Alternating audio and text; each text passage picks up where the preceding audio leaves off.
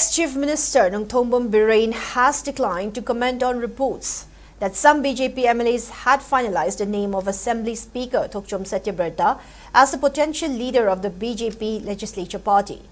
And Biren termed the decision as individual decision. And Biren was speaking on the sideline of commemoration of 150 years for national song Vande Mataram, which was held at BJP state headquarters in Nityai Pachathai today.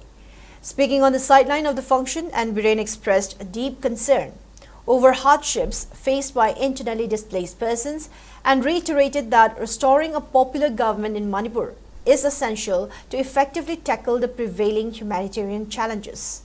Commenting on the function of the administration under President's rule, and Biren said while the governor and bureaucrats were working, governance remained slow and procedural.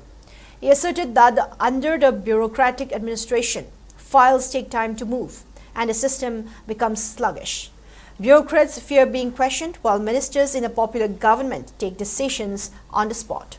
When questioned on the prospects of restoring an elected government, and Biren revealed that he still vests his confidence on central leaders to fulfill their assurances on early restoration of popular government in the state.